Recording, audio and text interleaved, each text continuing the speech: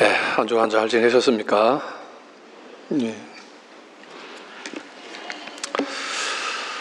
예, 제가 조금 궁금해하실 분이 있어서 제가 좀 말씀을 드리고 설교를 시작하는 게 도움이 되겠다 싶어서 제가 어깨가 좀 안 좋아서 한 3년 동안 진찰을 받고 딜레이 2번 되고 해서 급기야 지난 수요일 날 수술을 받았습니다.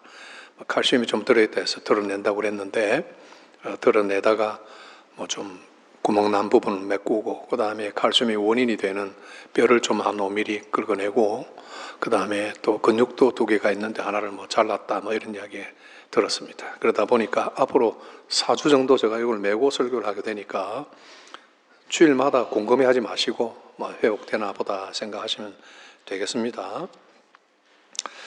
자, 오늘 이제 요한복음 거의 말미 부분을 우리가 보는데 오늘은 너는 나를 따르라 하는 제목으로 설교 말씀 생각합니다. 너는 나를 따르라.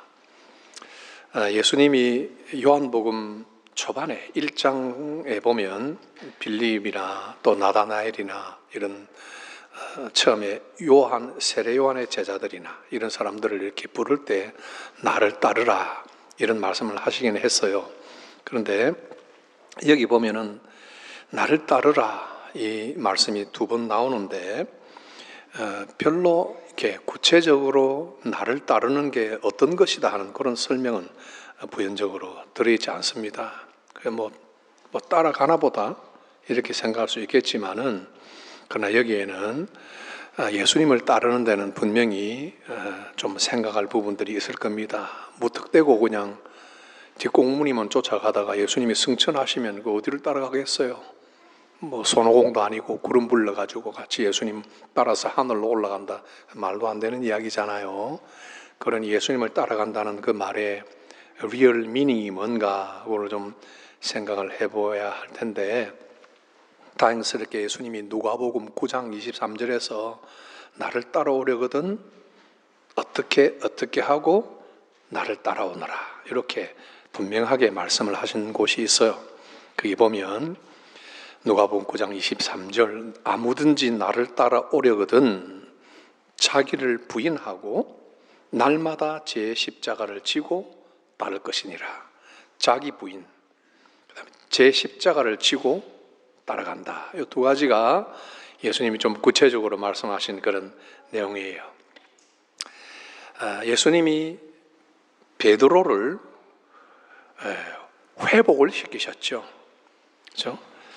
이 이야기를 하려면 또 길어지는데 간단하게 이야기하자면 예수님 앞에 언제나 말 먼저, 행동 먼저, 액티비스트다, 그죠? 항상 말도 빨리 하고 행동도 빨리 하는 이 행동주의자 베드로가 이제 보면 사람들이 나를 누구라 하느냐 이렇게 물었을 때 또 베드로가 불쑥 튀어나왔죠. 예수님은 그리스도 하나님의 아들입니다.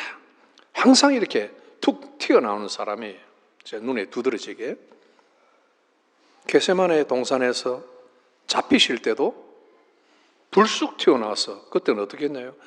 검을 뽑았어요. 그래서 제사장의 종의 귀를 탁 쳐서 떨어뜨리는 아주 행동주의자란 말이죠. 지금도 디베랴 바다에 가서 고기 잡고 있는데 어떻게 거기 가게 됐나? 경위를 또 설명하면 너무 길잖아요. 어쨌든 예수님 부활했다는 것도 알고 예수님 부활하신 것도 보기도 했고 그러면서도 이제 완전히 자기 스스로 낭망하여 스스로를 이렇게 세우지도 못하고 그냥 디베랴로 완전히 낙향을 한 거잖아요. 그죠? 그래서 거기서 우두커니 앉았다가 나 그냥 고기 잡으러 갈래. 할 일이 없어서 고기나 잡자 이게 아니라 자기 본업으로 완전히 돌아가는 거예요. 이게. 그래서 이제는 완전히 그리로 뒤돌아서서 그냥 가는 거예요. 그런 베드로를 이제 예수님이 밤새 고기를 잡았는데 못 잡았을 때 예수님이 그 시쇼울에 서가지고 해변가에서 이제 고기를 잡았느냐, 그물을 오른편에 내려봐라. 이거는 그 예수님의 말씀 한마디 한마디가 진짜 설교 한 편 한 편이 다 나오는 그런 중요한 내용들이긴 하지만은 좀 우리가 스킵하고, 그랬을 때도 베드로가 뭘 이야기했어요? 요한이 저 주님이시다 이렇게 이야기했단 말이에요. 그때 베드로는 또 어떻게 했어요? 또 불떡 뛰어내려가지고 그냥 헤엄쳐가지고 바다로 나갔잖아요, 그죠?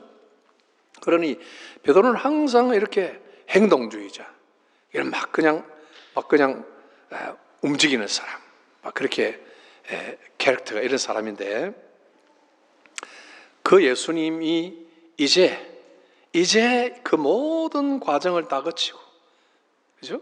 예수님을 따라올 때는 막 목숨까지 내놓겠습니다. 너는 부인할 거야 했을 때 나는 절대 부인 안 합니다. 나는 죽을지언정 뭐 이렇게 튀어나오고 저렇게 튀어나오고 칼로 뭐 제산의 종의 귀를 베고 뭐 온갖 행동을 다 했지만은 결국 부인하고 자신의 그 꼴이 정말 별 볼 일 없구나 하는 것을 완전히 바닥까지 깨달은 다음에는 더 이상 뭐 고기들 면목이 없죠. 어떤 분 내가 그 어떤 글을 보니까 예수님이 차라리 돌아가셨으면 나을 뻔했다는 거예요. 왜냐하면 부인할 때 예수님과 눈이 딱 마주쳤으니까 차라리 십자가에 돌아가셨으면 끝, end of story잖아요. 내가 부인한 걸 아무도 모르잖아요. 그렇죠? 예수님만 알지. 나의 이 추한 모습을 보았던, 부인을 3번이나 예수님을 모른다고 저주했던, 자기 모습을 보았던 예수님이 돌아가셨으니까 그래도 그나마 내 입만 다물면 이 비밀은 지켜지는 거 아니에요. 그런데 예수님이 부활을 딱 나타나셨으니까 참 면목 없겠죠. 이 부분에 대해서 한마디만 짚으면, 사단은 항상 택한 백성들을 송사합니다. 베드로에게 그런 자괴감이 분명히 있었을 겁니다. 이전에는 애지간히 튀어나왔는데, 그죠? 주님이시다 하는 말도 없고 헤엄쳐서 쇼홀까지는 나갔는데 베드로가 유별나게 튀어나오는 건 없어요. 전에는 애지간히 튀어나왔죠. 근데 튀어나오는 게 없어요. 왜? 그만큼 행동주의자가 자기 행동의 모순점을 발견하고 자기가 절단났다는 것을 깨달았을 때는 진짜 더 이상 내놓을 게 없다는 걸 알고 이제는 할 말이 없게 됐는데, 거기까지는 괜찮아요. 거기까지는 우리가 오히려 겸손의 어떤 발판으로 삼고 제기의 기회로 삼고 일어설 수도 있는 건데, 사단은 그걸 항상 지적을 하는 거예요. 너 그랬잖아. 너 꼴이 그게 뭐야? 너가 그렇게 행동하고 칼까지 뽑아들더니 아이고 꼴 좋다. 너 그러고도 집사야? 너 그러고도 목사야?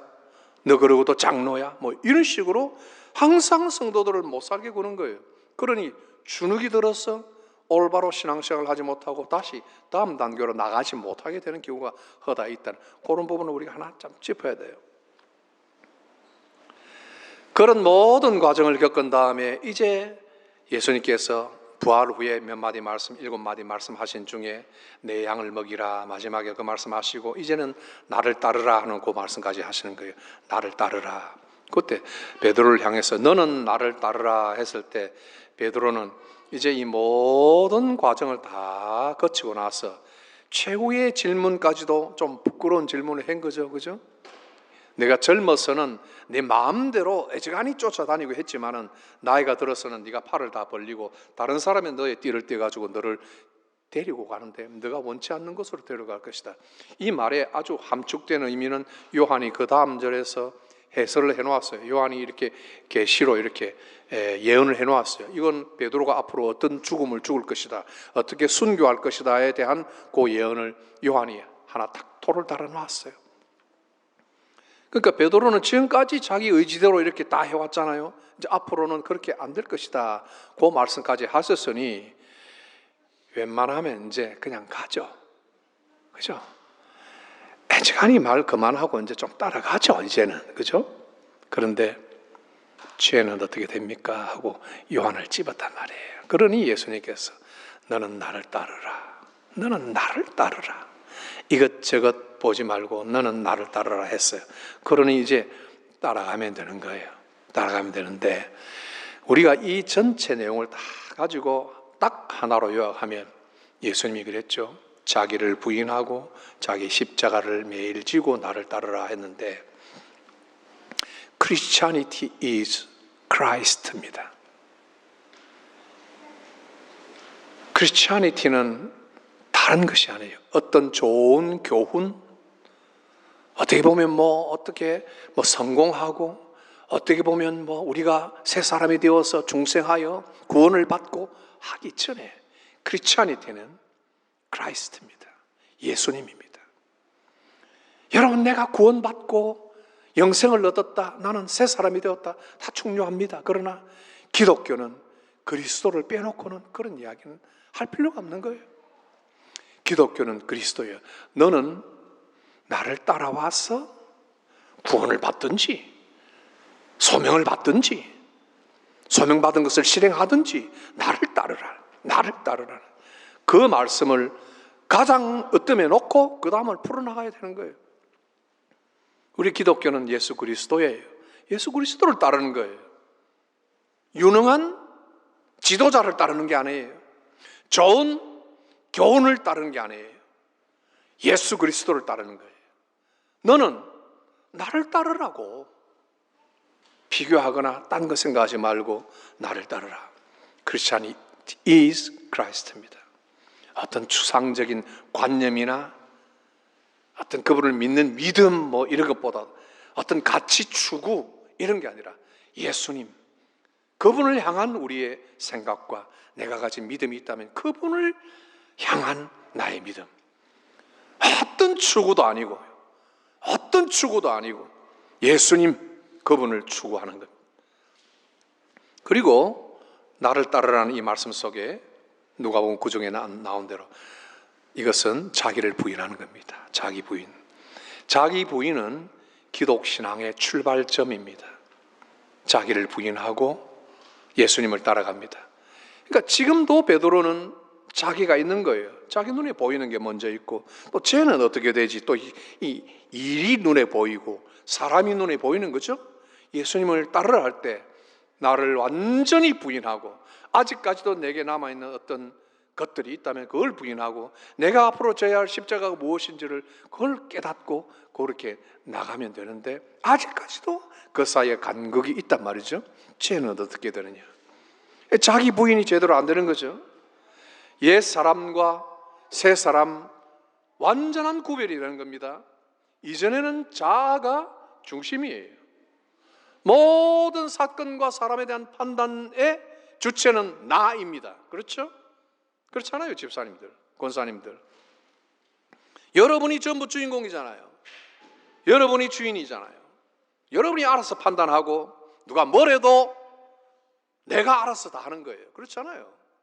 아무리 무언가를 교훈해도 내가 알아서 하는 거예요. 내가 결정하고 내 가치를 추구하고 내 자아가 주인인 거죠. 그렇죠? 그렇지 않는가요? 그러나 새 사람이 되었다고 할 때는 내 자아가 아니에요. 그리스도가 중심이에요. 그분의 말씀이 중심이에요. 그렇기 때문에 데일리 디보션을 하는 거예요. 매일 성경을 읽자. 여러분, 이게 율법입니까? 무슨 규칙입니까? 이게 진짜 뭔 헛소리예요. 매일 성경을 읽자. 그 대단한 소리예요. 뭔 그렇게 중요한 소리예요. 데일리 디보션이 중요한 것이 매일 그리스도를 중심한 사람이 그리스도의 말씀을 켜놓고 주의 성령이 나를 인도하고 나를 가르쳐 주기를 바라는 거 아니에요. 이게 제대로 되나요? 왜 안 되나요? 자아가 중심이 될 때, 그리스도가 중심이 되지 않을 때 그 이 말씀도 소홀히 되는 거고 중시되지 않은 거죠. 옛 사람과 새 사람은 완전히 구별됩니다. 이전에는 내 주관으로 모든 것을 판단했지만 이제는 주님 중심이 되는 거고 주님이 판단합니다. 베드로가 나중에는 이것을 다 깨닫고 나이가 들면서 더 들어서 이제는 30대가 지났고 40대가 지나고 나이가 점점 들면서 나중에 베드로 전후서를 쓸 때 제가 이 설교를 준비하면서 베드로 서신을 계속 읽어봅니다. 나중에는 어떻게 생각했을까? 나중에는 십자가를 어떻게 생각했을까? 나중에는 주님 앞에 헌신하고 따라간다는 것을 어떻게 이해했을까?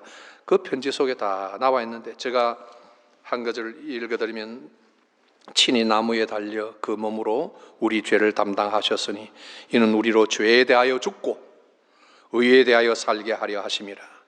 완전한 구별되는 두 자가 여기 현존하는 걸 이야기하죠. 이제는 죄에 대하여 우리가 죽고 의에 대하여 살게 하려 하심이라. 왜? 부활하신 그리스도가 고난을 당하시고 우리에게 내어주신 새로운 삶이라는 게 완전히 구별되는 이중적 어떤 법도, 옛 자, 옛 율법, 옛 도덕 이런 것이 아니라 하나님이 나를 인도하시는 것, 그리스도가 나에게 주신 새 생명을 따라 사는 것. 그래서 의에 대하여 새롭게 살게 하라 하십니다. 그가 채찍에 맞음으로 너희는 나음을 얻었나니. 베드로가 주는 교훈이에요. 베드로전서 2장 25절. 너희가 전에는 양과 같이 길을 잃었더니 이제는 너희 영혼의 목자와 감독 되신 이에게 돌아왔다. 완전히 다르죠, 그죠?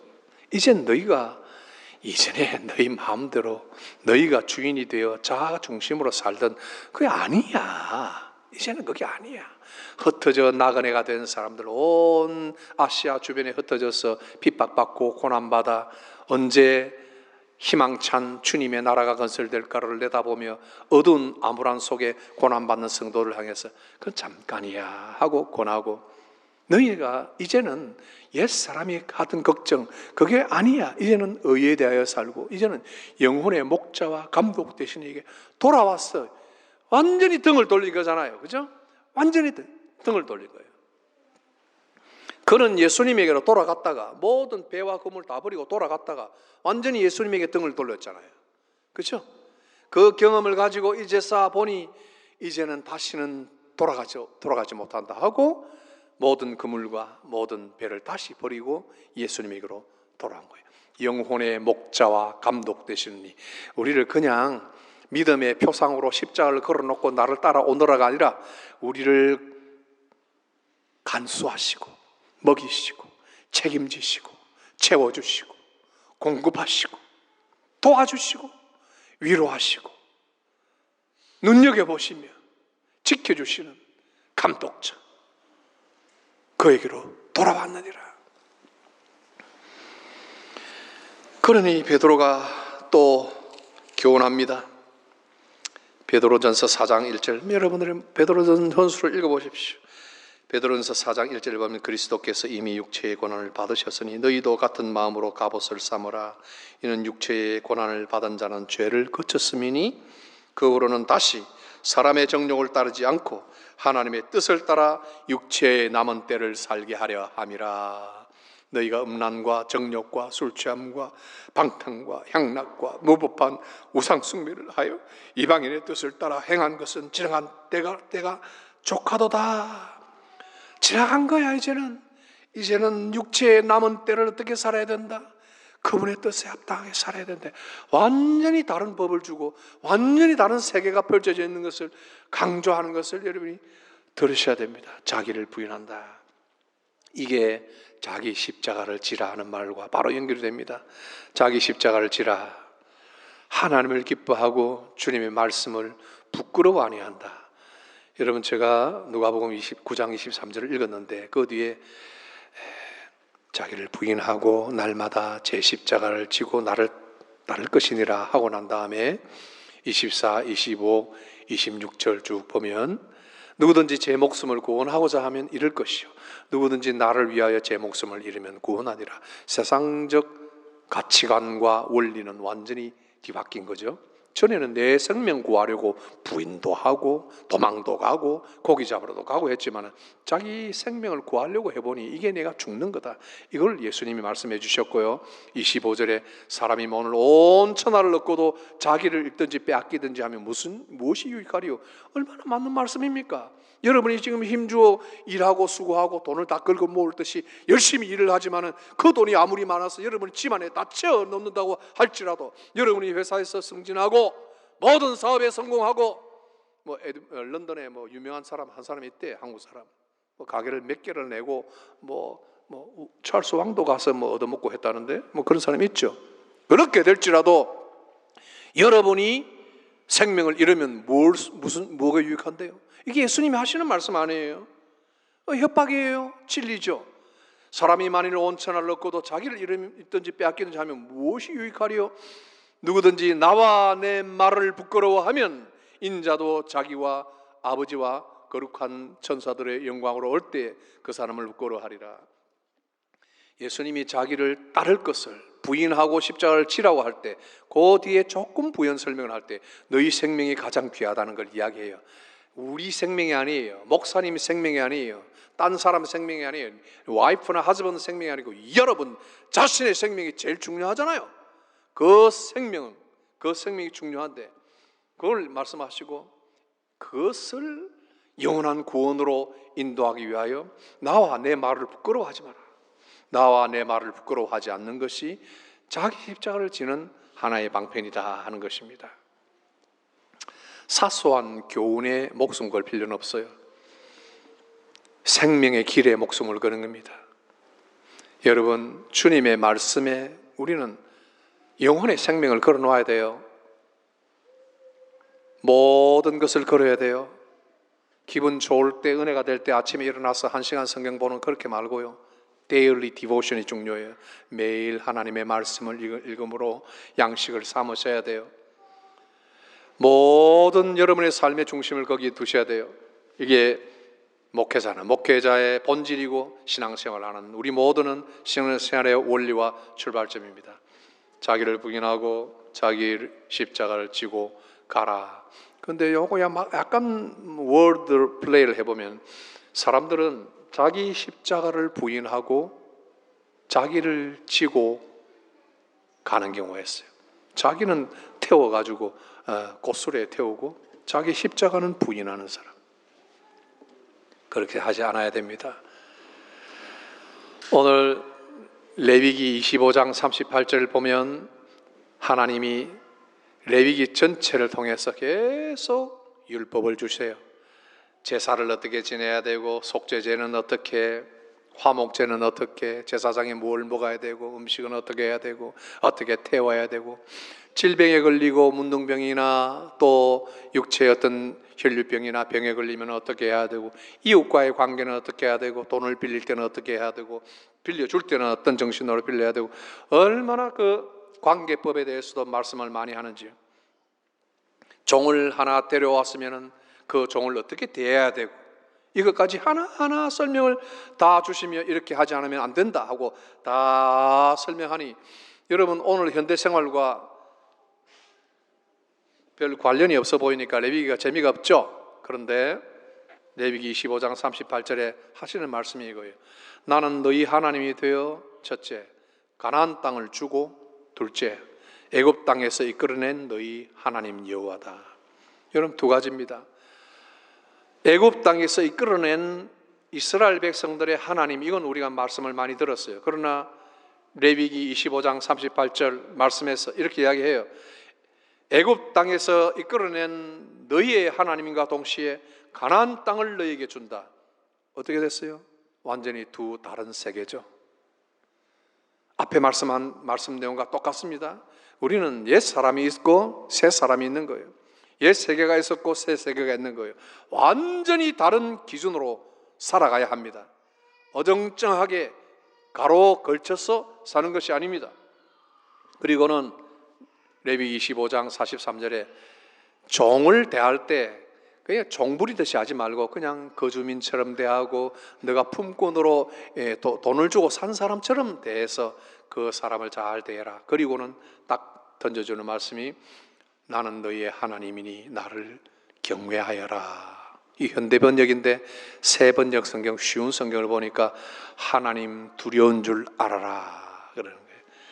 제가 연기자처럼 막 무서운 얼굴로 하고 여러분들을 협박하고 싶은 생각은 없어요.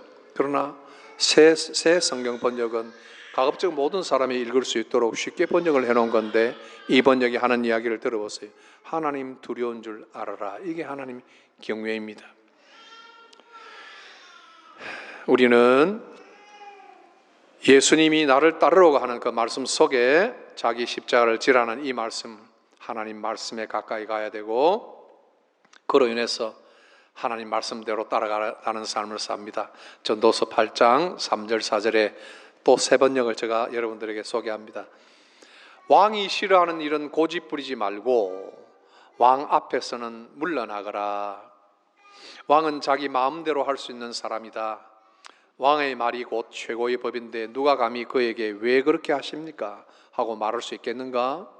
왕의 명령을 지키는 자는 안전하다.